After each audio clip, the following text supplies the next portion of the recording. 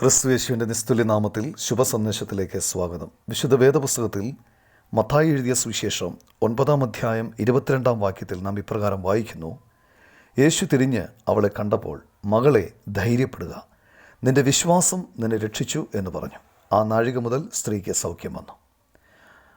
അന്ന് 12 സംവത്സരമായിട്ട് രക്തസ്രാവമുള്ളൊരു സ്ത്രീ അവൻ്റെ വസ്ത്രം മാത്രമൊന്ന് തൊട്ടാൽ എനിക്ക് സൗഖ്യം വരും എന്ന് ഉള്ളം കൊണ്ട് പറഞ്ഞു. പിറകിൽ വന്ന് അവൻ്റെ വസ്ത്രത്തിൻ്റെ തൊങ്ങൽ തൊട്ടു.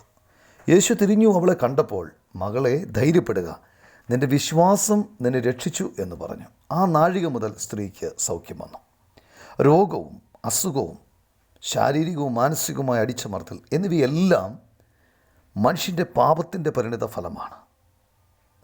പാപം തന്നെ ഒരു ഭയാനകമായ രോഗമാണ്. അതിൽ നിന്ന് രക്ഷ പ്രാപിക്കുക എന്നത് ഓരോ മനുഷ്യൻ്റെയും ഏറ്റവും വലിയ ആവശ്യമാണ്.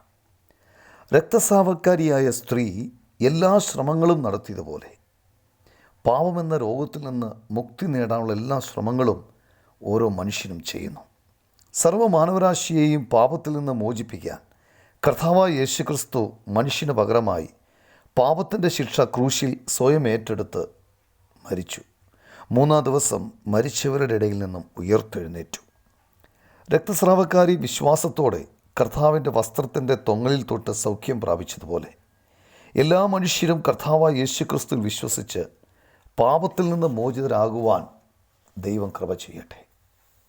നിങ്ങൾക്ക് വേണ്ടിയുള്ള ഞങ്ങളുടെ പ്രാർത്ഥനയും അത് തന്നെയാണ്.